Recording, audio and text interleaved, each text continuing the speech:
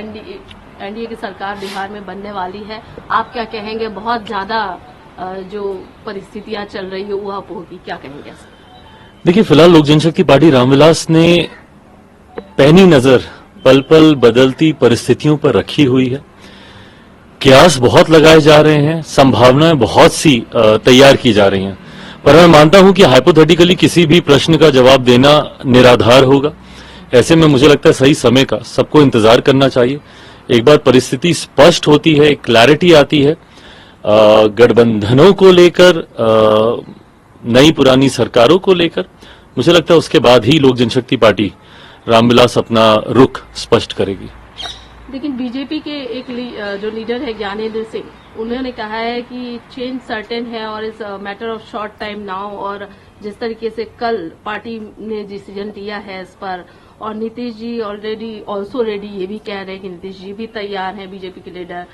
PM जो है वो भी नीतीश जी को पसंद करते हैं, और एनडीए 40 सीट बिहार में अगर जीतती है, नीतीश अगर ज्वाइन करते, इस तरीके की बातें जो बीजेपी की तरफ से सामने से निकल कर आ रही है, तो क्या माना जाए? क्या मुझे नहीं पता कि ये भारतीय जनता पार्टी का अधिकृत बयान है कि नहीं, बट हैविंग सेड दैट, मैं जरूर मानूंगा कि मौजूदा परिस्थिति में भी बिहार में एनडीए इतना मजबूत है कि 40 की 40 सीटें हम लोग बिहार में जीत सकते हैं। ऐसे में मुझे नहीं पता कि नीतीश कुमार जी एनडीए का हिस्सा बनते हैं या वो महागठबंधन में ही रहते हैं। जैसा मैंने कहा कि परिस्थितियों पे नजर है, और एक बार पूरी क्लैरिटी आ जाए उसके बाद ही लोक जनशक्ति पार्टी रामविलास अपना रुख तय करेगी।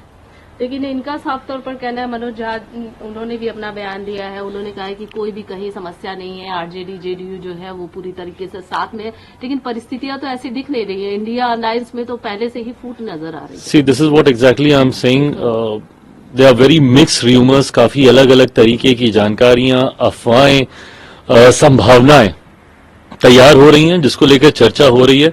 हर संभावना पे अगर कोई अपनी टिप्पणी करने लगे तो बहुत उलझन पैदा हो जाएगी।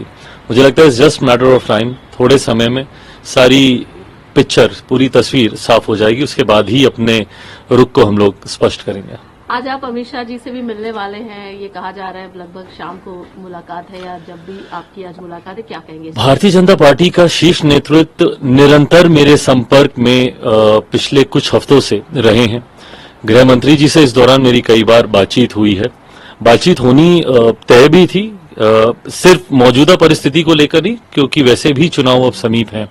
2024 लोकसभा के चुनाव अगर मतदान अप्रैल में होना है तो मार्च में अधिसूचना भी आ जाएगी, और फरवरी में हम लोग चल रहे हैं। तो ऐसे में सीटों के बंटवारे को लेकर, चुनाव की रणनीतियों को लेकर वैसे भी मेरी उनसे बातचीत चल रही थी। मौजूदा परिस्थिति में जो डेवलपमेंट्स हैं इसको लेकर भी संभावित मुलाकात मुझे लगता है आने वाले दिनों में तय होगी, जहां पे अधिकृत जानकारी गठबंधन में चल रही नई हलचलों को लेकर मुझे प्राप्त होगी, जिसके आधार पर लोक जनशक्ति पार्टी रामविलास भी अपना पक्ष रखेगी। एक अंतिम सवाल, जिस तरीके की हलचल चल रही है, क्या बहुत जल्द ही बदलाव की परिस्थिति नजर आएगी? मैं भविष्यवक्ता नहीं हूं, मुझे नहीं पता कि बदलाव की परिस्थिति कुछ ऐसी बनती है, नहीं बनती है।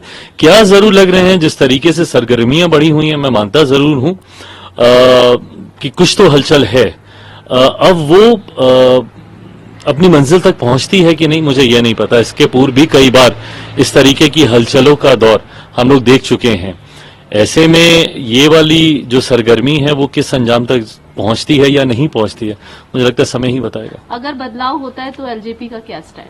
वो बदलाव के बाद ही स्पष्ट किया जाएगा। कल देर रात लोक जनशक्ति पार्टी बिहार प्रदेश के तमाम पदाधिकारियों के साथ हम लोग की बैठक हुई है।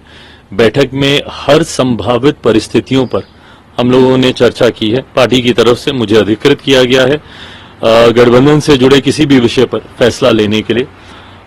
मुझे लगता है थोड़े 2-4 दिनों में जैसे जैसे परिस्थितियां स्पष्ट होंगी, क्लैरिटी आएगी कई विषयों को लेकर, और उसी के आधार पर फैसले लिए जाएंगे। Thank you.